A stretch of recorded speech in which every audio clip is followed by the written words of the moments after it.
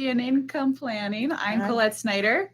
I'm Joanne Holst. There we go. There we Yep.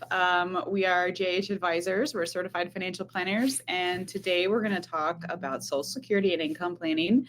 We used to do these classes frequently. It's been a while, so we decided to give you an update. Hi, Stephanie. So we're going to go through it today. There is a chat box if you want to chat in questions. We're going to have some handouts as we go along. If you're watching the recorded version of this, there should be a button that you can click on the link to get the handouts. But we're going to go through some topics today and talk about how to maximize our Social Security benefit. And let's just get right into it here. All right. Okay, so most of you know us. Some of you might not know us yet. Some of you might be finding us for the first time on the internet. We're certified financial planners, as I mentioned. We're a mother-daughter duo in Lakewood, Colorado. We're independent and we are fiduciaries, which is the highest standard of care. We're in the Belmar area and our investments are held with Charles Schwab. And yeah, we've got a little disclosure there at the bottom that you can read real quick, and then we're going to continue on here. To schedule a meeting, calendly.com/JH Advisors. Just want to throw that out there. We'll have a link later on, but if you want to talk to us specifically about your own Social Security situation or income planning, that's the link to get on the calendar. Ready, set, go. Okay, in this presentation, today's topic, Social Security, obviously. We're going to talk about when you should take it. That's usually the biggest question we get is when should I take it? Pros and cons of taking it early, taking it on time at full retirement age, or taking it late. We're going to talk about how working affects your benefit. We have a lot of people who want to get their Social Security, but they also want to keep working, and they don't really like it when you do that. So we're going to talk about what that looks like for you. Pros and cons again. We're going to talk about how to minimize taxes and security. This is what my mom's good at here. She's passionate about taxes and Social Security, so she'll have lots to say on that. Updates. There's been some new stuff in the news lately. You might have heard. Some people might have got some big fat checks in the mail. We're going to talk about what that means and who it affects, and if it affects you, what you should do about it. And then we're going to talk a little bit about income and retirement. Obviously, Social Security is a huge source of income for most people.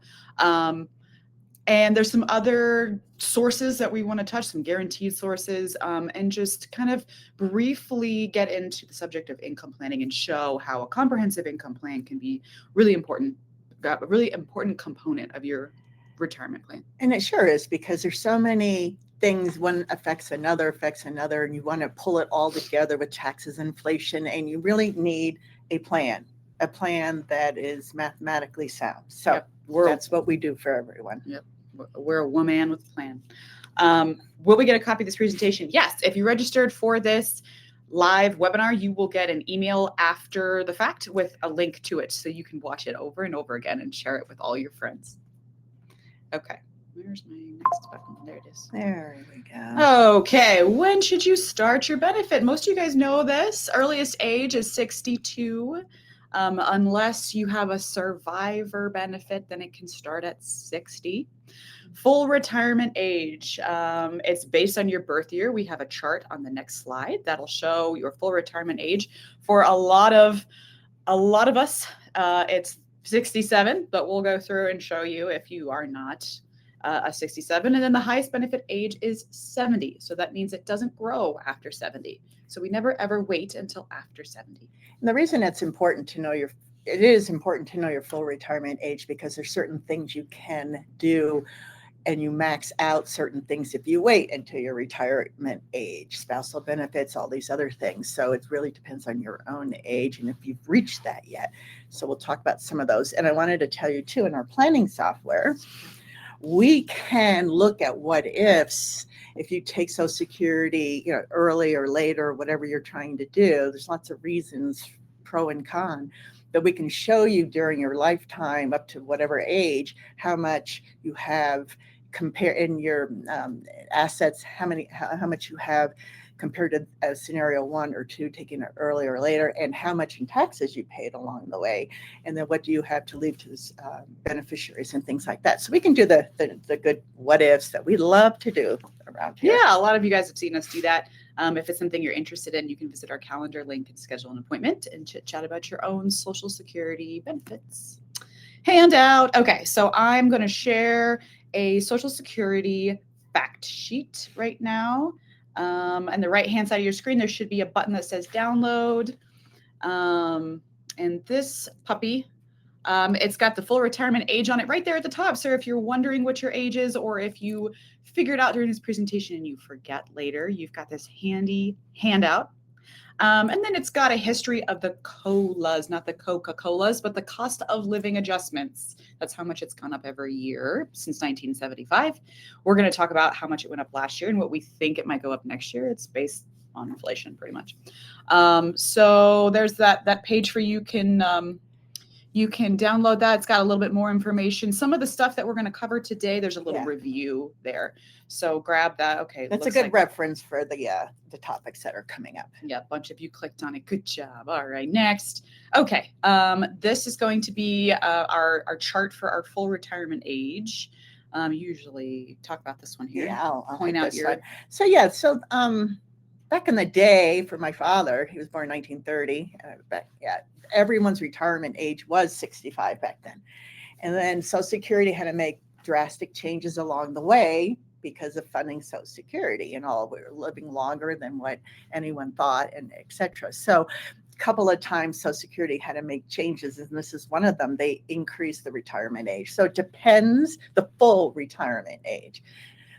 Depends on what year you were born, what your full retirement age is. And this slide is just to show what if you took Social Security at the earliest age at 62, unless again there's a survivorship thing, what kind of cut would you have from your full retirement age benefit?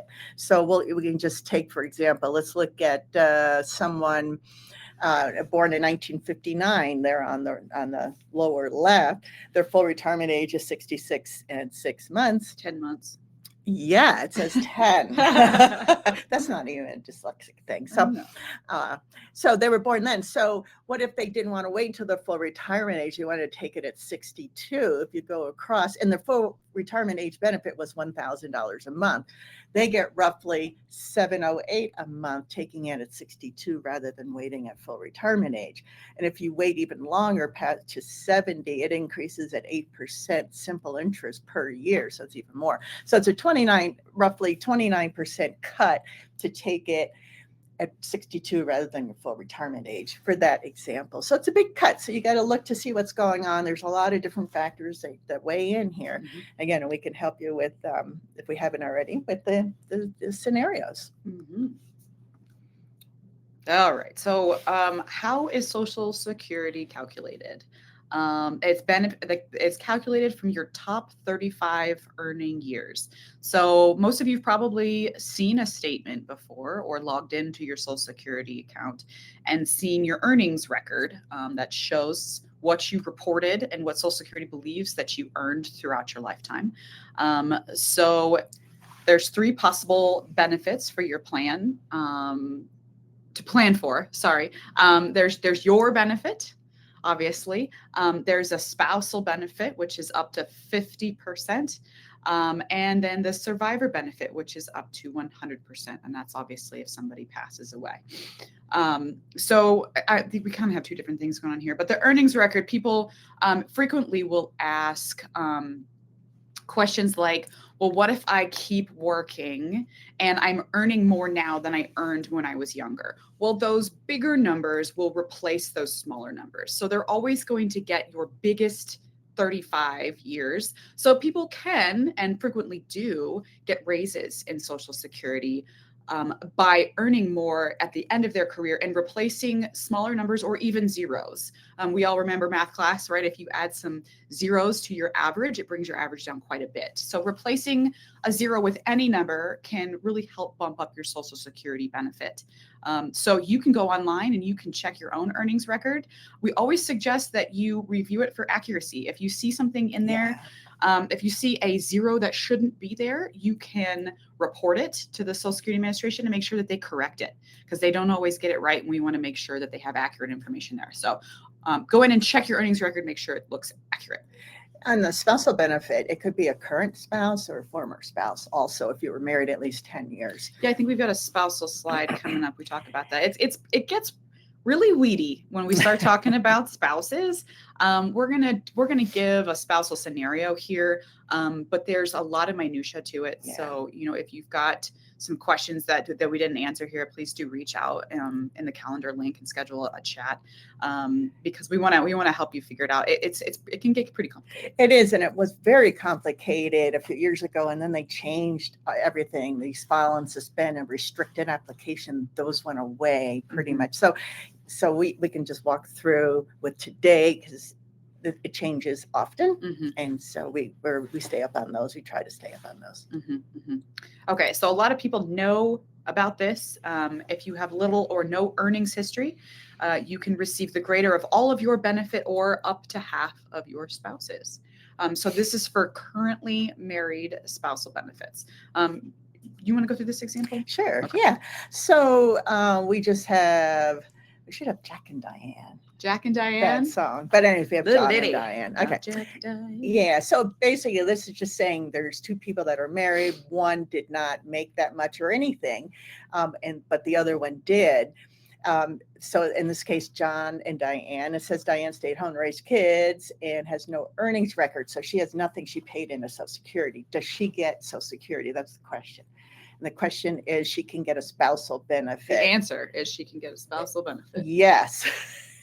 So when her husband files, then that opens the door for her to file, and she can get up to half of what he gets at his full retirement age benefit, as long as she waits until she is her full retirement age. If she takes it at 62, which is nobody's full retirement age, she will get a cut of her spousal benefit. So in here, I think we said that right here. Yeah. So if John's benefit, say, for example, is $2,200 a month, Diane's benefit will be half of that, which is $1,100, only if she applies at her full retirement age. So it's always about how old the person is who's getting a benefit from someone else.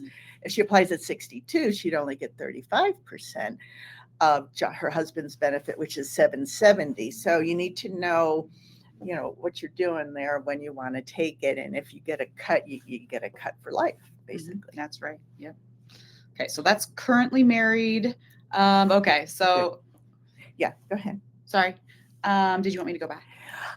So I wanted to just say too, if for survivor situations, again, it gets really complicated, but you can get, if someone passed away, if your current spouse passed away or a former spouse that you were married to at least 10 years, you can get up to 100% of their benefit. And you're not remarried. And you're not remarried unless you're over 60 and then you're remarried. So there's a lot of if, ands, or buts around here. Yeah. Yeah. So, but that could be from a former spouse, and you could get 100% if you're married at least 10 years. So you need to be aware of some of those things. Yeah. A lot of people don't realize that former spouses can still qualify as a survivor benefit. Yes. So it's a good thing to pass around to people that might still just be receiving half because they are eligible for the full if that former spouse passes away. But again, we're not going to get into the weeds too much about it. It's not very clear. It's very difficult to figure out. So I'm going to add this link right here. This is our consultation link if you want to click on it. If you are watching this recorded, there is a link on the page that you can click on to schedule a consultation.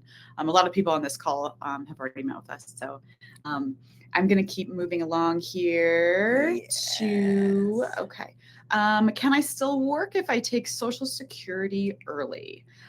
So this one's a little tricky. We have a lot of people, like I mentioned earlier, who they want to take their benefit, they're ready, but they also want to keep working, and the IRS, the government doesn't like that too much. You're better at explaining this one. Okay, sure. So there's two numbers here, and these numbers go up every year. These numbers.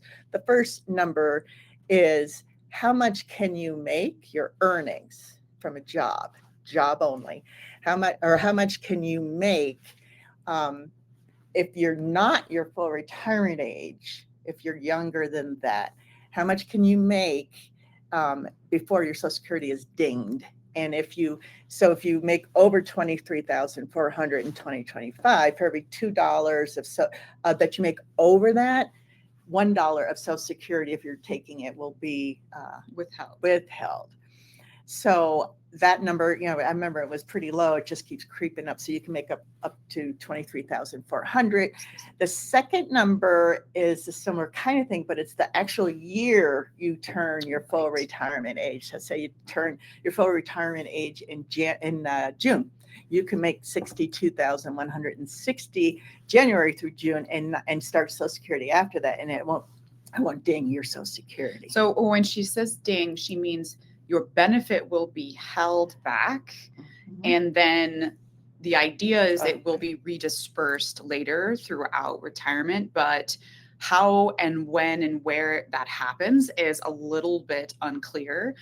So we do recommend that people pay close attention to these limits, to make sure that they're falling within these, at least working a little or waiting longer to take your benefit, because it does hurt you to do these things at the same time.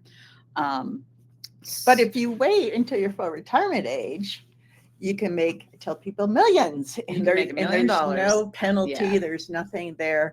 But if you take it earlier than your own personal retirement age, you could have a bit of a penalty. Again, if it's Make too much. Yeah, if it's the year you turn your full retirement age, for every $3 you make over 62,160, they hold back $1. So it's a little different calculation, but still, you will not get as much Social Security if you're not full retirement age and you're still working. You make over these numbers. And you took it early, so you got a Right. decrease there, and you're getting a decrease here. So the moral of Yeah. the story is wait until full retirement age if you can. If you can't, let's strategize together to make sure that you get the most you can out of Social Security. Okay, we're going to hand out another tax planning sheet now. Again, if you're watching this recorded, it should be there should be a link to it on the page. This is the 2025 annual tax planning limits. This is just a great tool. We like to share this with people. It's got the tax brackets on it there. It's got the contribution limits for the year. It has all of the tax limits for gifting and Medicare.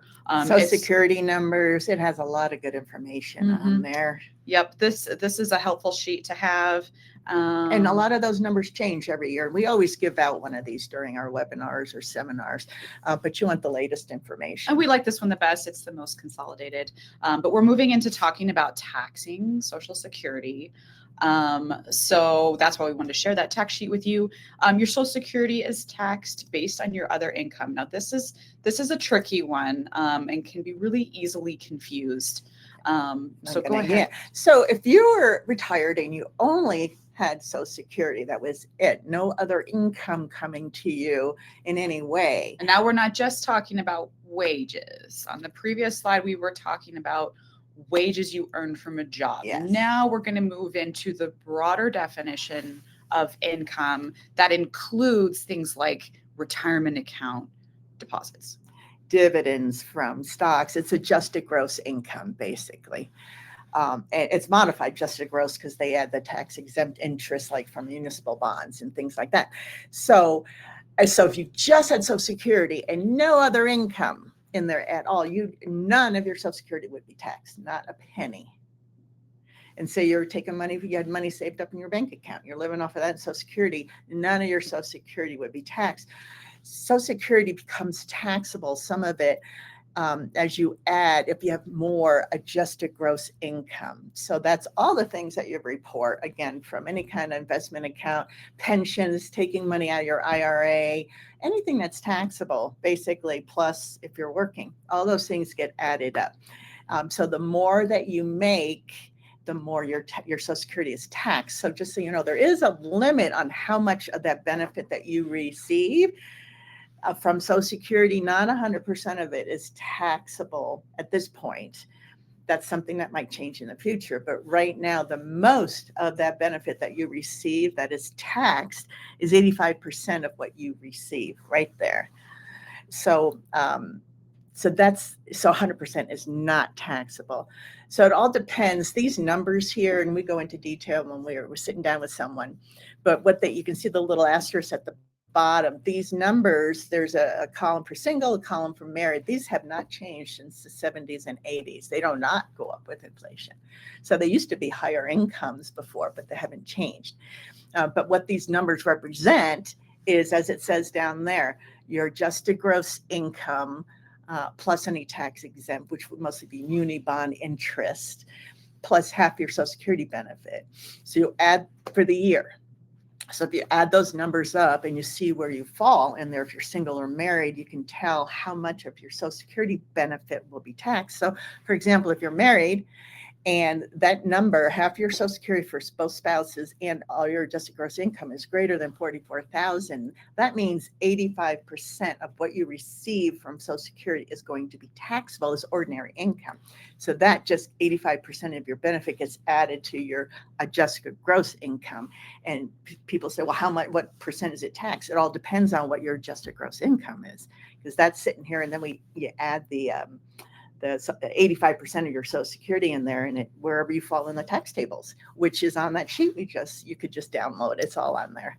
So the takeaway is that most people will have at least 50, if not 85% of their benefit taxed. It's not taxed at that rate. Remember, it's just how much of that is added back in to the income and then taxed. So most single people are going to be having half their Social Security plus their adjusted gross income equal more than $34,000 a year. And most married people are going to have the same for more than $44,000 a year. So most people are paying taxes on their Social Security. But when you work with us, we can show you in the software exactly how that's broken down. And we can work with you to see if there's any ways that we can try to reduce that adjusted gross income. Sometimes there's a scenario where there's a particular bucket of money that is more tax favorable that we can take money out of. Maybe it's a Roth type of vehicle, or maybe it's something in the bank, maybe it's home money that they made on a house or something. Sometimes there's places we can take money from that can prevent this from going up, but it's all part of the strategy, something that we do together if you come in and work with us. Yeah. So, and just to bring up, we help people look at Roth conversions, if that makes sense. So if you take money from a Roth, like Colette just said, that does not count towards this. So we look at, does that make sense? Roth conversions, you have to pay the tax now so that in the future it's tax-free. That lowers your income today. Does that make sense? But you're paying the tax today. You got to look at Medicare if you're on Medicare, because Medicare is linked to your income. So if you do too much in conversions, that pops your income up, could make your Medicare cost more. So the moral of the story is come see us and we'll help you do some planning and try to minimize taxes on Social Security and minimize Medicare premiums and all that stuff, because it's all connected. It is. Why did my thing keep going? There we go. Okay, so Social Security updates. We got a 2025 raise. Anybody who was receiving Social Security got a 2.5% cost of living adjustment. That number is linked to inflation. So you will see your paychecks go up in that amount. Changes every year. It was really high recently with high inflation, and there were several years where it was zero. So that is listed also on that tax fact sheet that we sent you. The 2026 expected increase is 2.3. We're not really sure though, right? It kind of depends on where inflation goes, where interest rates go. We'll let you know when we do have an update for that. And this is just sort of interesting. The average Social Security benefit in 2025 is $1,978 per month. I think we looked up the highest one recently, and it was just over $4,000 a month. Just kind of interesting to know what other people are getting, then know how yours compares. Let's see here. Okay, so this is some of the new stuff. We're getting close to the end here, but we wanted to mention the Social Security Fairness Act that was passed in December of 2024. It doesn't affect everyone, so we're not going to talk too long about it, but it does affect a small group of people. Yeah. So, and this is even more complicated than most things. So if you ever worked and did not pay into Social Security, so that would be mostly government entities, the state, the state, or the federal government quite a while ago, before 1984, some profit nonprofits, things like that, if you did not pay into Social Security, or you're married to someone who didn't. You could either your personal Social Security benefit, if you then later did work for Social Security, could be hurt, and that's hurt through the WEP, which is the Windfall Elimination Program. So that was for your own benefit. If you had a pension and Social Security, they lowered your Social Security. The GPO is for a spousal benefit. That's the government pension offset. So if you're trying to get a spousal benefit, like we talked about before, it could have been hurt if you had a pension, say from para, something like that. So people were experiencing that. They finally got rid of it, as Colette said, and they are paying people back. They just totally got rid of it. So, and they went retroactive to January of 2024. So that's why people are getting lump sums in the bank. If you're already receiving money from Social Security, they just gave you a lump sum, and now they're going to probably increase your benefit monthly going forward. We have a bunch of clients that experience that. If you fall in this category, you should have received a letter from Social Security explaining the retroactive benefits, and then an additional letter explaining what the future benefits will be.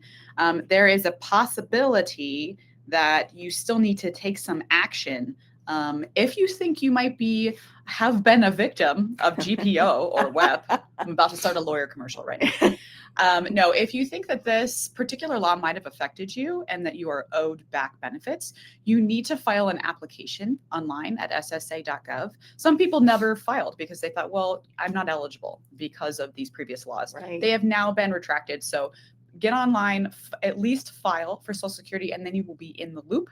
And then they should be contacting you about benefits owed. You can also contact them. We have a slide coming up about how to do that. Just a sec before we do that. Yeah, so they basically, they started giving people money in April. They think they'll get most of it done by November, but they also said that the more complex thing could take up to a year. Okay. Just so you know. So we'll recommend that you contact the Social Security office. Oh, I meant to make these bigger. I'm apologizing that I did not. These are just some little quick facts. We have a lot of people get kind of intimidated about contacting Social Security. It can be frustrating, long wait times, stuff like that. So here's some ways you can prepare. Have your questions ready, have them written down and ready to go. They are going to answer your questions. They are not going to strategize with you and help you find ways to maximize your benefits. So you need to be talking to maybe a planner before you go in so that you're prepared. Yes. Before you go in and before you speak with them. We also recommend that you call first thing in the morning, around 8 o'clock, or at the end of the week or the end of the month. Those are less busy times. That apparently, I just won the site today, the busiest day of the week is Tuesday. Can you believe that? So we say, as a rule, try not to call on Monday or Tuesday. Try to call on Wednesday or Thursday or Friday. And definitely don't call the day after a holiday because everyone's doing that. Ask about spousal benefits. So there's a difficulty in getting information about your spouse's benefit within your own portal. Sometimes you have to call or go in and ask and say, my ex-husband's name, Social Security was this. What is the benefit that I qualify under this person's name? Frequently, that is something that you have to get directly from a representative. So make sure that you have that information prepared.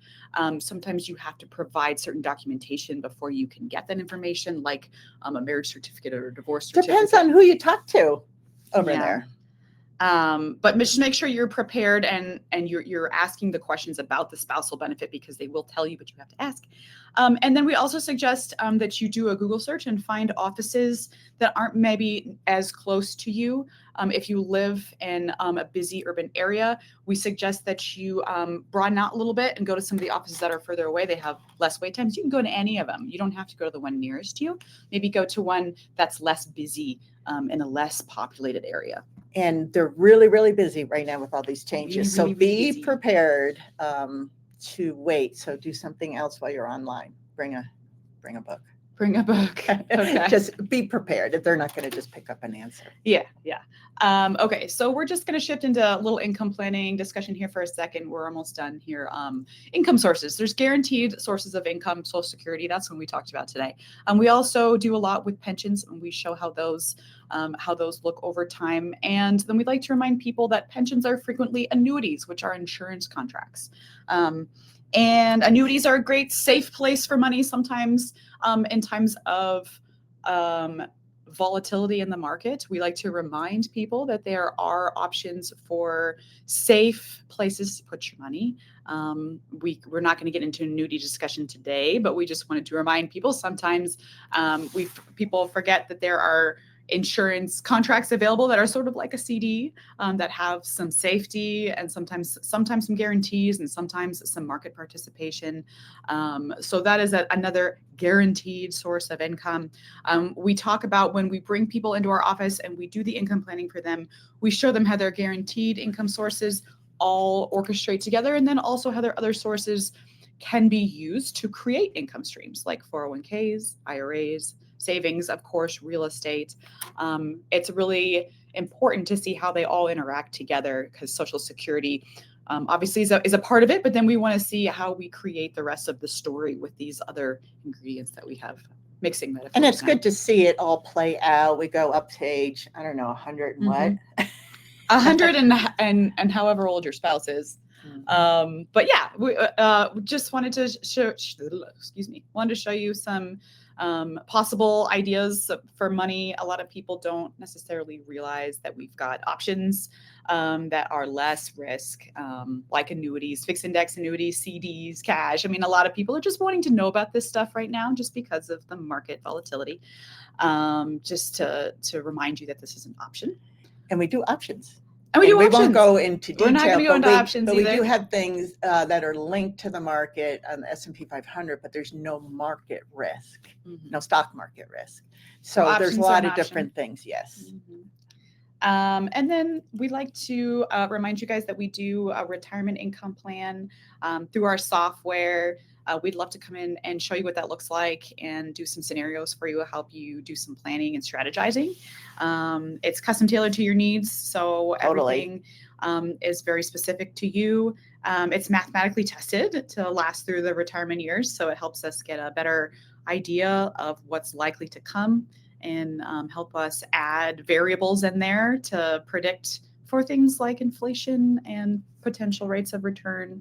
And then we meet every year and we update it annually. And that's really important. Things change. That's really important to update it.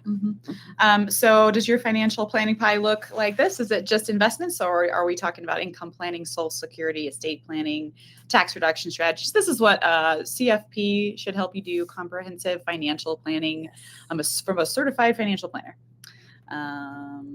That's about it. Okay, so I've got my little, I'll add my button up here again. Oops, I don't want to do that. I'm going to add my link. Where'd it go? Oh, it's gone. Let's talk. There it is. Okay. If you want to schedule a consultation, the link's at the bottom of the screen here. If you're watching a recorded video, there should be a link on the page. We'd love to get together. We're going to have more classes upcoming. Please check the website for other dates. We're going to talk about some wills and trusts. Well, our estate planning attorney friend is going to talk about wills and trusts. And we've got some other fun topics coming up. What to do when a loved one passes. That's not a fun one, but it's an important one. And minimizing taxes. And we do the market updates every to understand volatile markets and what to do. And we do, just market updates quarterly anyways. And we get them obviously from our chief investment officer that we send out our videos there. So try to be in contact a bunch. Yeah. So anybody have any little follow-up questions here before we close out the meeting? It was fun to do one of these. We haven't done them in a while, but we really do want to be a resource for everyone so that we can be educated and be the best investors that we can be and maximize our Social Security. To go back here to chat or not? Well, there's nothing showing up here. Okay, well, thank you all. It was wonderful to have you on here. Thanks for joining us. Yeah. And we'll see you next time. Happy spring.